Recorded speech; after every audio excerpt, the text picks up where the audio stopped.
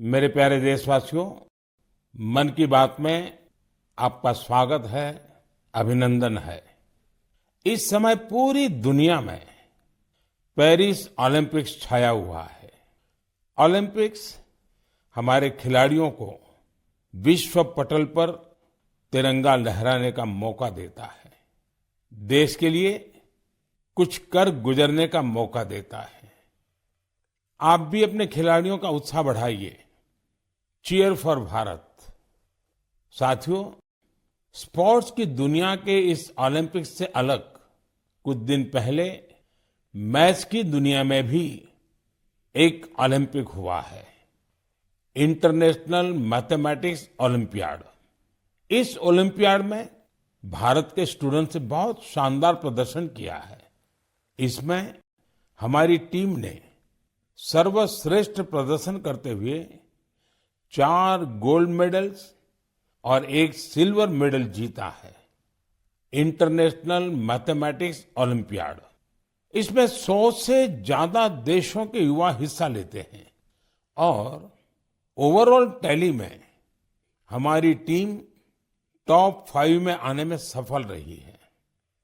देश का नाम रोशन करने वाले इन स्टूडेंट्स के नाम है पुणे के रहने वाले आदित्य वेंकट गणेश, पुणे के ही सिद्धार्थ चोपड़ा, दिल्ली के अर्जुन गुप्ता, ग्रेटर नोएडा के कनव तलवार, मुंबई के रुशिल माथुर और गुवाहाटी के आनंदो भादुरी।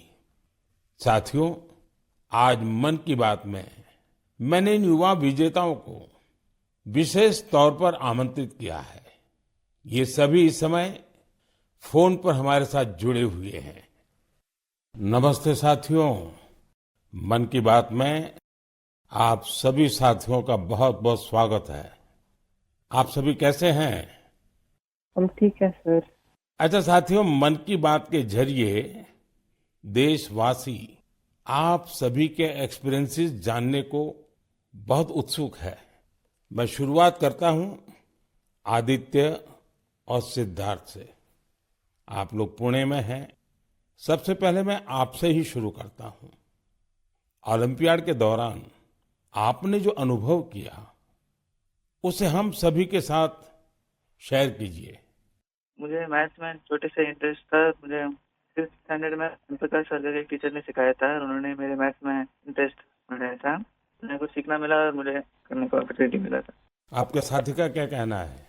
मैं सिद्धार्थ हूँ, मैं पुणे से हूँ। मैं भी क्लास 12 पास किया हूँ। ये मेरा सेकंड टाइम था आईएमओ में।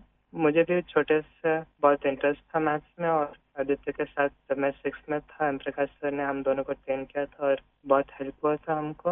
और अभी मैं कॉलेज के लिए सीएमआई जा रहा हूँ और मैथ्स एंड सीएस परस्यू कर रहा हूँ।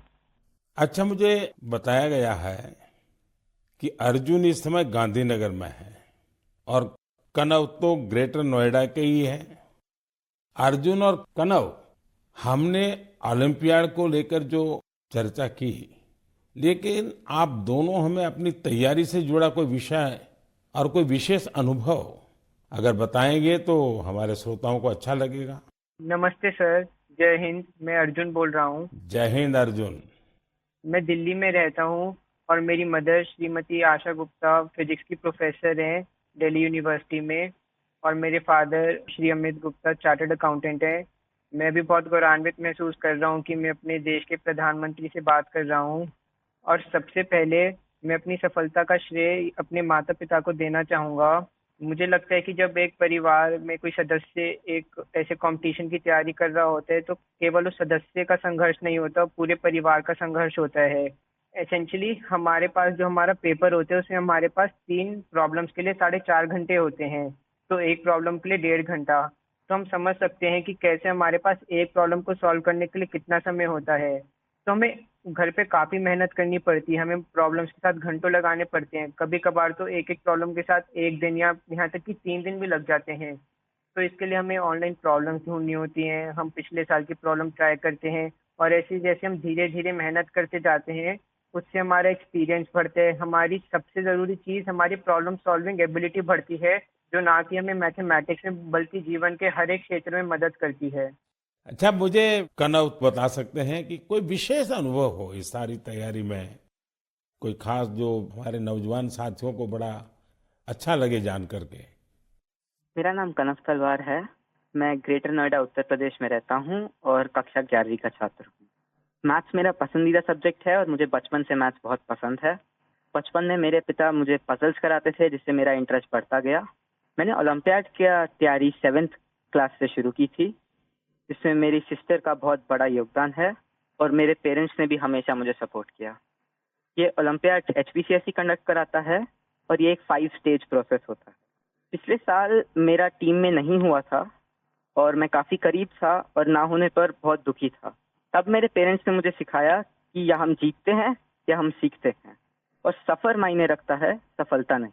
तो मैं यही कहना चाहता हूँ कि love what you do and do what you love. सफ़र मायने रखता है, सफलता नहीं। और हमें सक्सेस मिलते रहेगा अगर हम अपने सब्जेक्ट से प्यार करें और जर्नी को एंजॉय करें। तो कानव, आप तो मैथमेटिक्स में भी इंटरेस्ट रखते हो और बोलते हैं ऐसे जैसे आपको साहित्य में भी रुचि है। जी सर, मैं बचपन में डिबेट्स और ओरेटिंग्स भी करता था। अच्छा, अब आइए हम आनंदो से बात करते हैं। आनंदो, आप अभी गुवाहाटी में हैं और आपका साथी रुशील आप मुंबई में हैं। मेरे आप दोनों से एक क्वेश्चन है।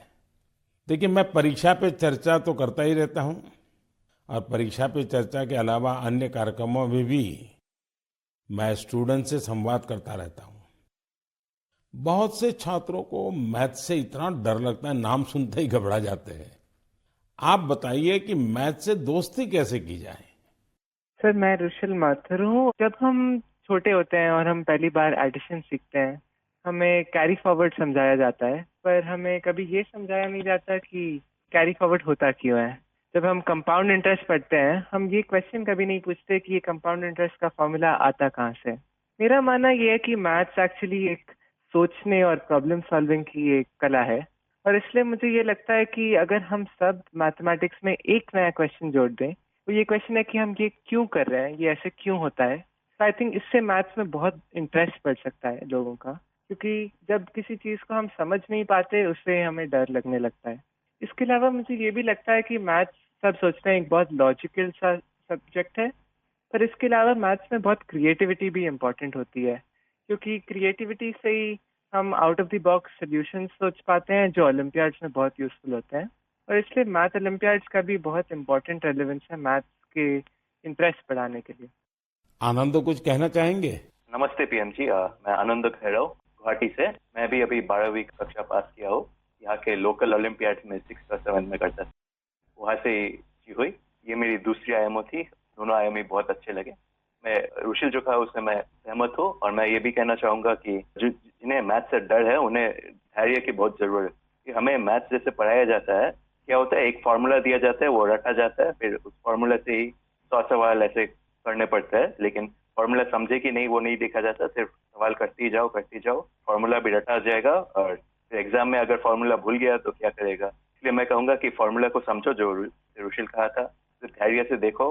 अगर फार्मूला ठीक से समझे तो 100 सवाल नहीं करने पड़ेंगे, 1-2 सवाल से ही हो जाएंगे, और मैथ्स को डरना भी नहीं है।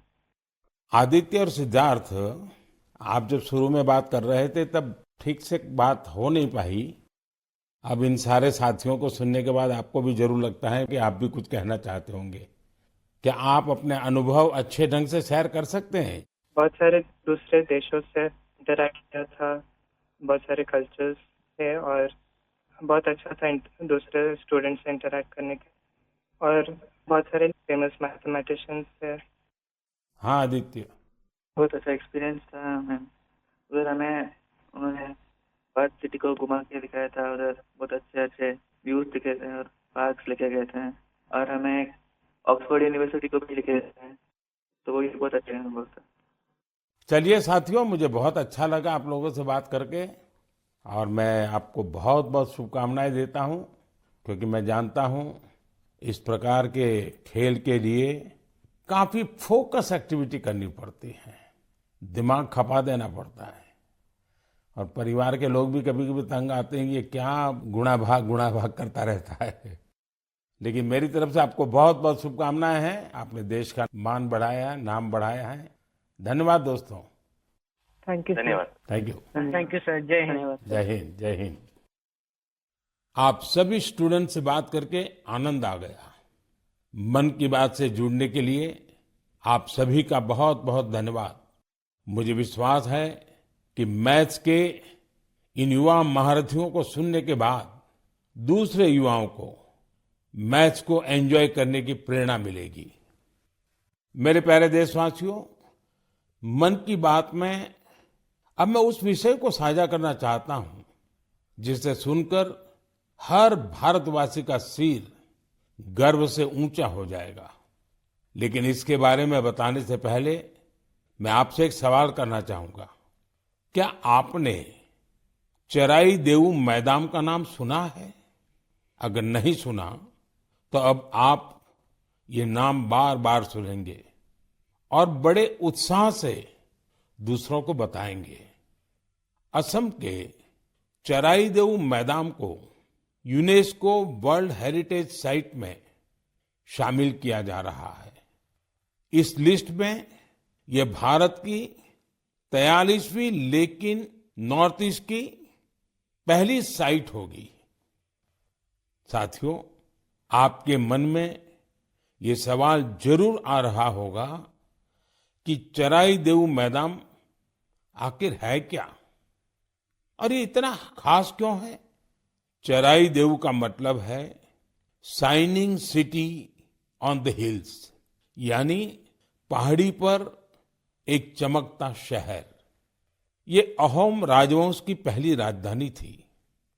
अहोम राजवंश के लोग अपने पूर्वजों के शव और इनकी कीमती चीजों को पारंपरिक रूप से मैदान में रखते थे।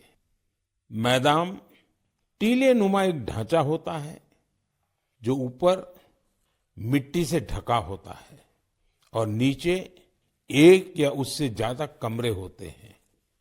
ये मैदान अहोम साम्राज्य के दिवंगत राजाओं और गणमान्य लोगों के प्रति श्रद्धा का प्रतीक है। अपने पूर्वजों के प्रति सम्मान प्रकट करने का ये तरीका बहुत यूनिक है। इस जगह पर सामुदायिक पूजा भी होती थी। साथियों, अहोम साम्राज्य के बारे में दूसरी जानकारियां आपको और हैरान करेगी। 13वीं शताब्दी के शुरू होकर यह साम्राज्य 19वीं शताब्दी की शुरुआत तक चला। इतने लंबे कालखंड तक एक साम्राज्य का बने रहना बहुत बड़ी बात है। शायद अहोम साम्राज्य के सिद्धांत और विश्वास इतने मजबूत थे कि उसने इस राजवंश को इतने समय तक कायम रखा। मुझे याद है कि इसी वर्ष 9 मार्च को मुझे अदम्य साहस और शौर्य के प्रतीक महान अहोम योद्धा लसित बोरफुकन की सबसे ऊंची प्रतिमा के अनावरण का सौभाग्य मिला था। इस कार्यक्रम के दौरान अहोम समुदाय आध्यात्मिक परंपरा का पालन करते हुए मुझे अलग ही अनुभव हुआ था। लसित मैदान में अहोम समुदाय के पूर्वजों को सम्मान देने का सौभाग्य मिलना मेरे लिए बहुत बड़ी बात है। अब चराई देऊ मैदान के वर्ल्ड हेरिटेज साइट बनने का मतलब होगा कि यहां पर और अधिक पर्यटक आएंगे।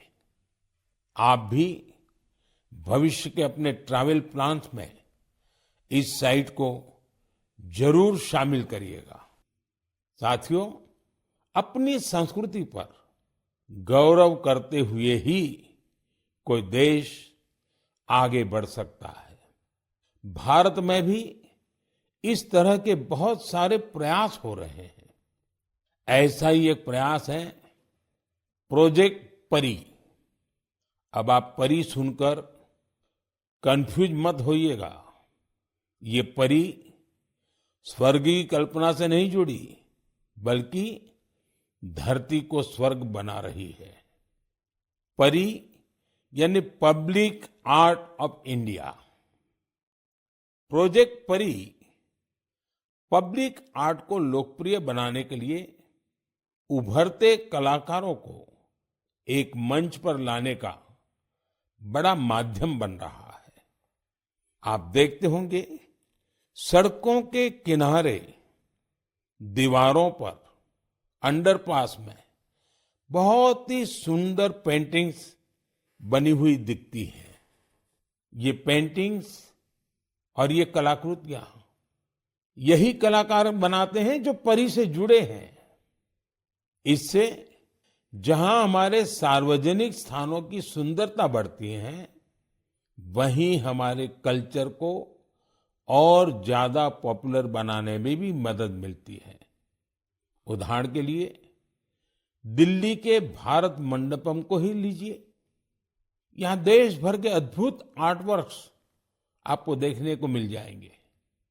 दिल्ली में कुछ अंडरपास और फ्लाईओवर पर भी आप ऐसे खूबसूरत पब्लिक आर्ट देख सकते हैं।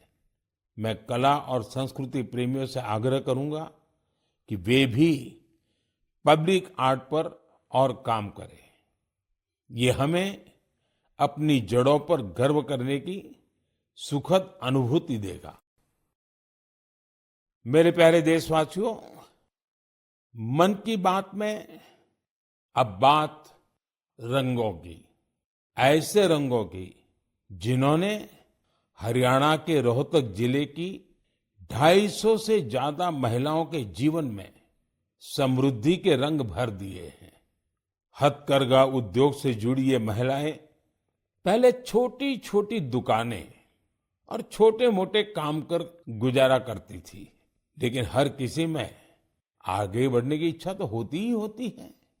इसलिए इन्होंने उन्नति सेल्फ हेल्प ग्रुप से जुड़ने का फैसला किया और इस ग्रुप से जुड़कर उन्होंने ब्लॉक प्रिंटिंग और रंगाई में ट्रेनिंग हासिल की। कपड़ों पर रंगों का जादू बिखेरने वाली ये महिलाएं आज लाखों रुपये कमा रही है। इनके बनाए बेड कवर, साड़ियां और दुपट्टों की बाजार में भारी मांग है। साथियों, रोहतक की इन महिलाओं की तरह देश के अलग अलग हिस्सों में कारीगर हैंडलूम को लोकप्रिय बनाने में जुटी हैं। चाहे ओडिशा की संबलपुरी साड़ी हो, चाहे एमपी की माहेश्वरी साड़ी हो, महाराष्ट्र की पैठणी या विदर्भ के हैंड ब्लॉक प्रिंट्स हो, चाहे हिमाचल के भुट्टिकों के शॉल और ऊनी कपड़े हो, या फिर जम्मू कश्मीर के कनी शॉल हो, देश के कोने कोने में हैंडलूम कारीगरों का काम छाया हुआ है। और आप ये तो जानते ही होंगे, कुछ ही दिन बाद 7 अगस्त को हम नेशनल हैंडलूम डे मनाएंगे। आजकल जिस तरह हैंडलूम उत्पादों ने लोगों के दिलों में अपनी जगह बनाई है, वो वाकई बहुत सफल है, जबरदस्त है। अब तो कई निजी कंपनियां भी एआई के माध्यम से हैंडलूम उत्पाद और सस्टेनेबल फैशन को बढ़ावा दे रही है। Kosha AI, handloom India, D junk, Nova tax, Brahmaputra fables, ऐसे कितने ही स्टार्टअप भी हैंडलूम उत्पादों को लोकप्रिय बनाने में जुटे हैं। मुझे ये देखकर भी अच्छा लगा कि बहुत से लोग अपने यहाँ के ऐसे लोकल प्रोडक्ट्स को पॉपुलर बनाने में जुटे हैं। आप भी अपने लोकल प्रोडक्ट्स को #myproductmypride के नाम से सोशल मीडिया पर अपलोड करें। आपका ये छोटा सा प्रयास अनेकों लोगों की जिंदगी बदल देगा। साथियों, हैंडलूम के साथ साथ मैं खादी की बात भी करना चाहूंगा। आप में से ऐसे कई लोग होंगे जो पहले कभी खादी के उत्पादों का उपयोग नहीं करते थे, लेकिन आज बड़े गर्व से खादी पहनते हैं। मुझे बताते हुए भी आनंद आ रहा है खादी ग्रामोद्योग का कारोबार पहली बार 1.5 करोड़ रुपए के पार पहुंच गया है। सोचिए, 1.5 करोड़ रुपए। और जानते हैं खादी की बिक्री कितनी बढ़ी है? 400%। खादी की, हैंडलूम की ये बढ़ती हुई बिक्री बड़ी संख्या में रोजगार के नए अवसर भी बना रही है। इस इंडस्ट्री से सबसे ज्यादा महिलाएं जुड़ी हैं, तो सबसे ज्यादा फायदा भी उन्हीं को हो रहा है। मेरा तो आपसे फिर एक आग्रह है, आपके पास भांति भांति के वस्त्र होंगे और आपने अब तक खादी के वस्त्र नहीं खरीदे, तो इस साल से शुरू कर लें। अगस्त का महीना आ ही गया है। ये आजादी मिलने का महीना है, क्रांति का महीना है। इससे बढ़िया अवसर और क्या होगा खादी खरीदने के लिए। मेरे प्यारे देशवासियों, मन की बात में मैंने अक्सर आपसे ड्रग्स की चुनौती की चर्चा की है। हर परिवार की ये चिंता होती है कि कहीं उनका बच्चा ड्रग्स की चपेट में ना आ जाए। अब ऐसे लोगों की मदद के लिए सरकार ने एक विशेष केंद्र खोला है, जिसका नाम है मानस। ड्रग्स के खिलाफ लड़ाई में ये बहुत बड़ा कदम है। कुछ दिन पहले ही मानस की हेल्पलाइन और पोर्टल को लॉन्च किया गया है। सरकार ने एक टोल फ्री नंबर 1933 जारी किया है। इस पर कॉल करके कोई भी जरूरी सलाह ले सकता है या फिर रिहेबिलिटेशन से जुड़ी जानकारी ले सकता है। अगर किसी के पास ड्रग्स से जुड़ी कोई दूसरी जानकारी भी है, तो वो इसी नंबर पर कॉल करके नारकोटिक्स कंट्रोल ब्यूरो के साथ साझा भी कर सकते हैं। मानस के साथ साझा की गई हर जानकारी गोपनीय रखी जाती है। भारत को ड्रग्स फ्री बनाने में जुटे सभी लोगों से, सभी परिवारों से, सभी संस्थाओं से मेरा आग्रह है कि मानस हेल्पलाइन का भरपूर उपयोग करें। मेरे प्यारे देशवासियों, कल दुनिया भर में टाइगर डे मनाया जाएगा। भारत में तो टाइगर्स, बाघ हमारी संस्कृति का अभिन्न हिस्सा रहा है। हम सब बाघों से जुड़े किस्से कहानियां सुनते हुए ही बड़े हुए हैं। जंगल के आसपास के गांव में तो हर किसी को पता होता है कि बाघ के साथ तालमेल बिठाकर कैसे रहना है। हमारे देश में ऐसे कई गांव हैं जहां इंसान और बाघ के बीच कभी टकराव की स्थिति नहीं आती। लेकिन जहां ऐसी स्थिति आती है, वहां भी बाघों के संरक्षण के लिए अभूतपूर्व प्रयास हो रहे हैं। जन भागीदारी का ऐसा ही एक प्रयास है कुल्हाड़ी बंद पंचायत। राजस्थान के रणथंभौर से शुरू हुआ कुल्हाड़ी बंद पंचायत अभियान बहुत दिलचस्प है। स्थानीय समुदायों ने स्वयं इस बात की शपथ ली है कि जंगल में कुल्हाड़ी के साथ नहीं जाएंगे और पेड़ नहीं काटेंगे। इस एक फैसले से यहाँ के जंगल एक बार फिर से हरे भरे हो रहे हैं और बाघों के लिए बेहतर वातावरण तैयार हो रहा है। साथियों, महाराष्ट्र का ताडोबा अंधारी टाइगर रिजर्व बाघों के प्रमुख बसेरों में से एक है। यहाँ के स्थानीय समुदायों, विशेषकर गोंड और माना जनजाति के हमारे भाई बहनों ने इको टूरिज्म की ओर तेजी से कदम बढ़ाए हैं। उन्होंने जंगल पर अपनी निर्भरता को कम किया है ताकि यहाँ बाघों की गतिविधियां बढ़ सकें।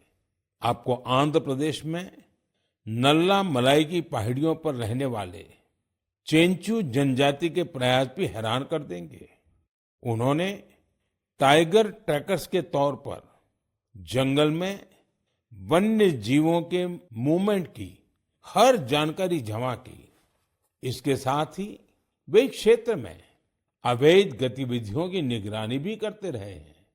इसी तरह उत्तर प्रदेश के पीलीभीत में चल रहा बाघ मित्र कार्यक्रम भी बहुत चर्चा में है।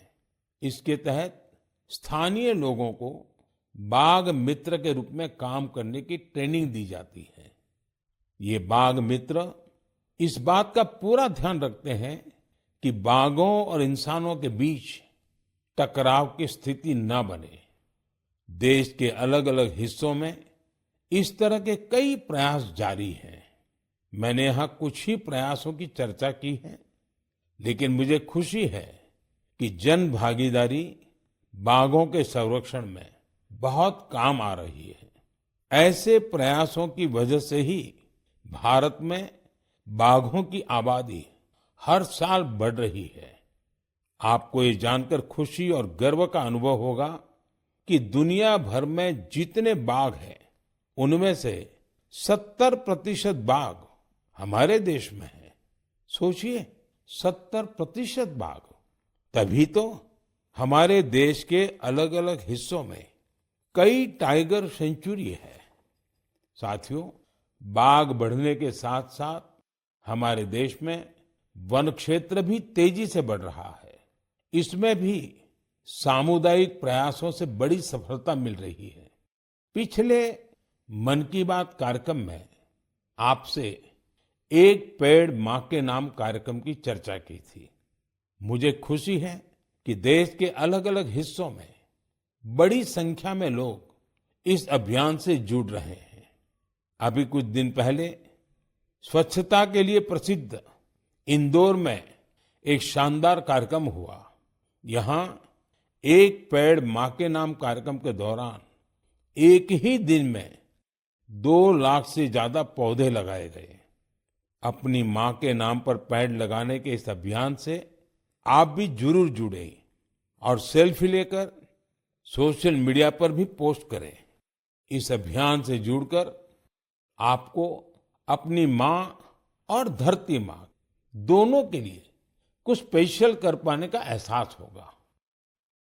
मेरे प्यारे देशवासियों, 15 अगस्त का दिन अब दूर नहीं है और अब तो 15 अगस्त के साथ एक और अभियान जुड़ गया है, हर घर तिरंगा अभियान। पिछले कुछ वर्षों से तो पूरे देश में हर घर तिरंगा अभियान के लिए सबका जोश हाई रहता है। गरीब हो, अमीर हो, छोटा घर हो, बड़ा घर हो, हर कोई तिरंगा लहराकर गर्व का अनुभव करता है। तिरंगे के साथ सेल्फी लेकर सोशल मीडिया पर पोस्ट करने का क्रेज भी दिखता है। आपने गौर किया होगा, जब कॉलोनी या सोसाइटी के एक एक घर पर तिरंगा लहराता है तो देखते ही देखते दूसरे घरों पर भी तिरंगा दिखने लगता है। यानी हर घर तिरंगा अभियान तिरंगे की शान में एक यूनिक फेस्टिवल बन चुका है। इसे लेकर अब तो तरह तरह के इनोवेशन भी होने लगे हैं। 15 अगस्त आते आते घर में, दफ्तर में, कार में तिरंगा लगाने के लिए तरह तरह के प्रोडक्ट दिखने लगते हैं। कुछ लोग तो तिरंगा अपने दोस्तों पड़ोसियों को बांटते भी है। तिरंगे को लेकर ये उल्लास, ये उमंग हमें एक दूसरे से जोड़ती है। साथियों, पहले की तरह इस साल भी आप हर घर तिरंगा.com पर तिरंगे के साथ अपनी सेल्फी जरूर अपलोड करेंगे। और मैं आपको एक और बात याद दिलाना चाहता हूं। हर साल 15 अगस्त से पहले आप मुझे अपने ढेर सारे सुझाव भेजते हैं। आप इस साल भी मुझे अपने सुझाव जरूर भेजिए। आप माईगोव या नमो ऐप पर भी अपने सुझाव भेज सकते हैं। मैं ज्यादा से ज्यादा सुझावों को 15 अगस्त के संबोधन में कवर करने की कोशिश करूंगा। मेरे प्यारे देशवासियों, मन की बात के इस एपिसोड में आपसे जुड़कर बहुत अच्छा लगा। अगली बार फिर मिलेंगे देश की नई उपलब्धियों के साथ, जन भागीदारी के नए प्रयासों के साथ।